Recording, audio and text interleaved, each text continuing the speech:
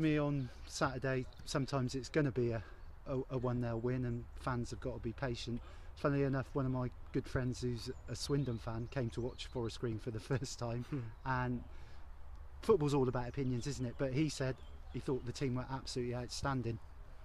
Yeah, I thought it was a real commanding performance, and you have to give the opposition credit, because they're not going to come and lie down. They're going to try and do everything they can to get a point or nick 3 points, and we have to be patient and play exactly how we train and how we coach the boys to play, and that's to try and be in control all the time. And I felt Saturday, and the stats probably back up, that was probably our most commanding performance, or one of the top 2 or 3, and I always felt the goal was coming, and I was really pleased with it. I know Tom Hewlin said to me, your fitness coach, after the game, he asked me to guess who had run the most. I went Elliot Freer, but it was that man Liam Noble, wasn't it? Yep, he covers a lot of ground, doesn't he? A lot of it is unnecessary at times, because he's that eager to always be involved and be on the ball. And but he's done fantastically well since he's been here, and I think the supporters have seen what a good player he is, and we're hoping that can continue. I noticed on Saturday you actually yourself kind of lifted the fans with your posturing in the first half. And it's important for the fans to be vocal, isn't it? I think when you mentioned Swindon, that took a while for them to understand what was going on, and then once, I think now even still the Swindon fans still don't really shout and bawl if the ball goes backwards a little bit. Obviously the results are not great at the minute, and they want a little bit more devilment in their team, but I think we've got a little bit of that as well. You know, we've got, when we have to dig in, we can, but we need to be patient when we play, because that's how we created our chance, and that's how we've created most of our chances this year, is by attacking on our terms. Yeah. Are you still having to, on the training pitch, drill your methods into them? Is it still a gradual sort of day by day, week by week thing? It has to be, because it's not an easy way. You know, we're asking players that have always been taught to get it forward, you know, as quick as they can, and play from there. But you know, there's nothing wrong with that. But we want to play with a little bit more control, and we work on that every day, and make sure that we're reinforcing those beliefs all the time. You took a watching brief against Cheltenham in the Gloucestershire Cup. I noticed you came down for the last sort of 5 to 10 minutes.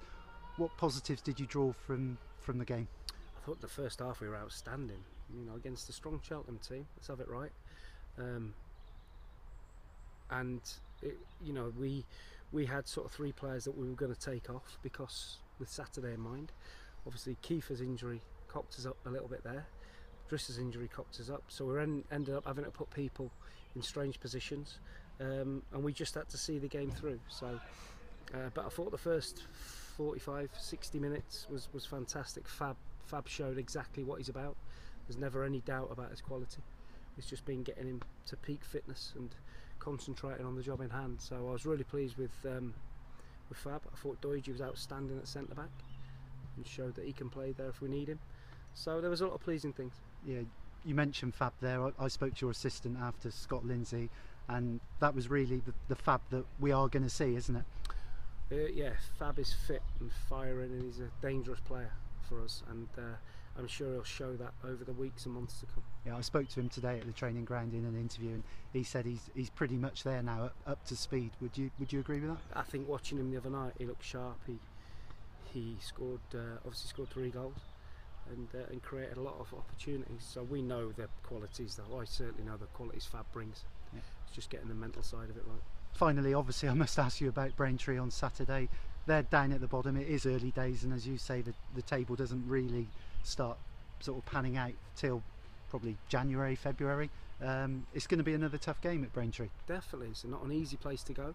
The surroundings are not, you know, perfect, but that's fine. We have to deal with that. Obviously, Jamie's had to do a rebuilding job, which is going to take time.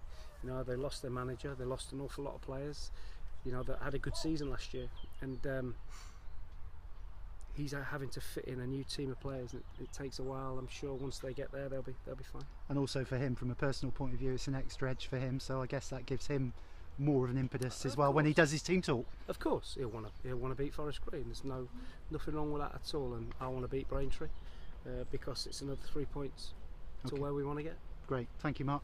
Cheers. Thank you, mate.